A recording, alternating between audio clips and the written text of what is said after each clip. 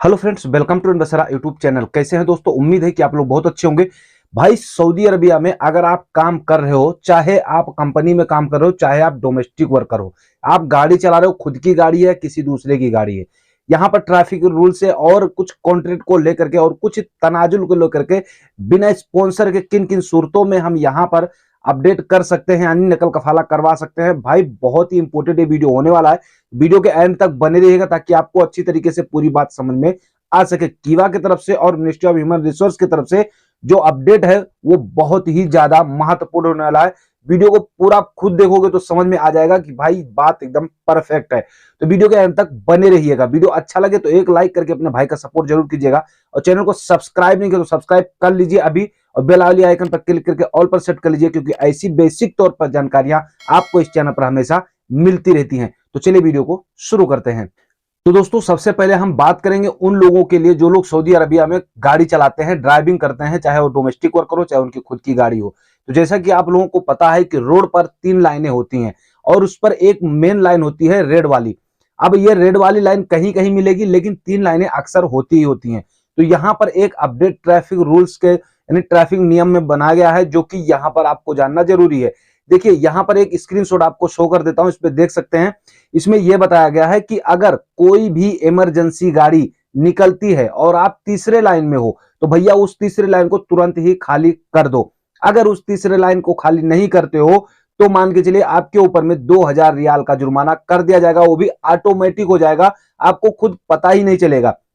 एक बात आपको ये कंफर्म कर दूं कि यहाँ पर एम्बुलेंस या फिर जो आग बुझाने वाली गाड़ियां होती हैं या पुलिस की गाड़ी होती है, ये लोग इमरजेंसी में निकलते हैं। तो इनके लिए जो थर्ड लाइन, फर्स्ट लाइन है ना, जो फर्स्ट लाइन है लेफ्ट साइड में जो होता है, उस लाइन को खाली कर देना ही आपके लिए ज्यादा फायदेमंद है। नहीं, आप गाड़ी चलाते रहोगे और आपको पता ही नहीं चलेगा कि आपके ऊपर कब 2000 रियाल का जुर्माना आ चुका है। तो देखिए, 2000 काफी ज्यादा होते हैं, खासतौर से अजनबियों के लिए, और जो लोग सैलरी पे काम करते हो, खासतौर से डोमेस्टिक वर्कर, उनके लिए तो उनकी पूरी सैलरी है। अब एक सवाल ministry of human resource and social development से किया गया था, यहाँ पर आप उस सवाल को भी देख सकते हैं, और यहाँ पर यह बात बताई गई है मिनिस्ट्री ऑफ ह्यूमन रिसोर्स की तरफ से। तो सवाल क्या, ध्यान से सुन लीजिएगा।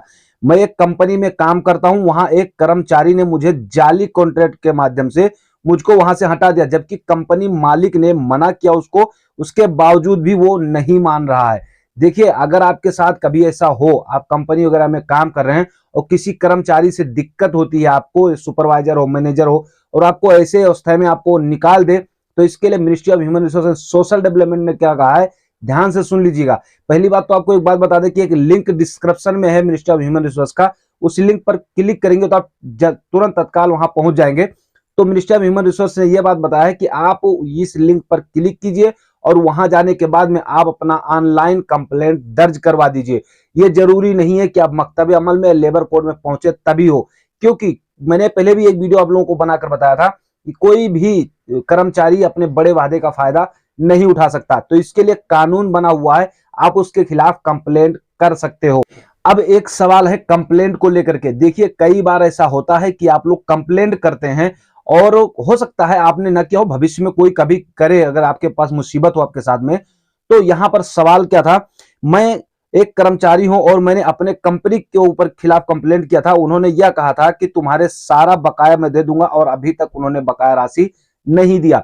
देखिए, ये चीजें परेशानी होती ही रहती हैं।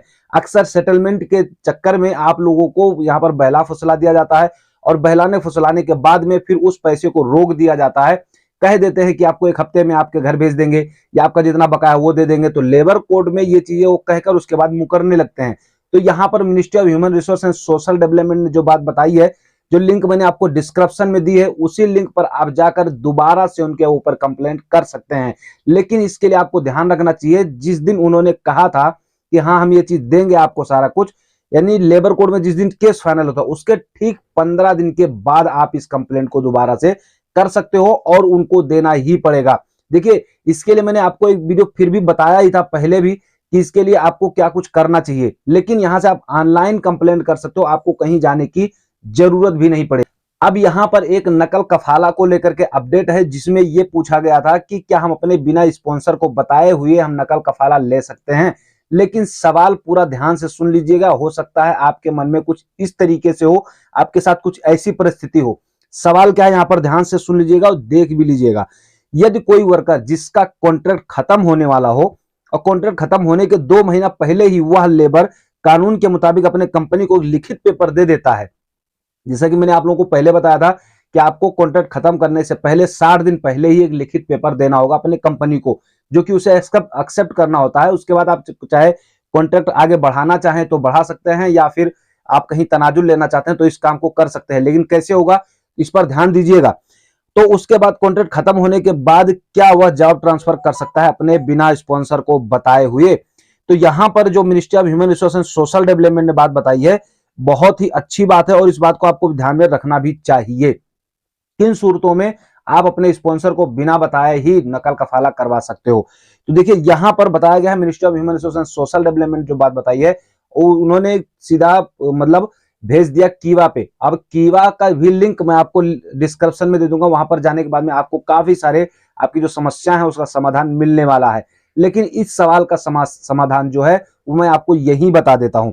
अगर आपका वर्क परमिट वैलिड नहीं है तो भी आप बिना अपने स्पॉन्सर को बताए हुए अपना नकल कफाला में जॉब ट्रांसफर कर सकते हो।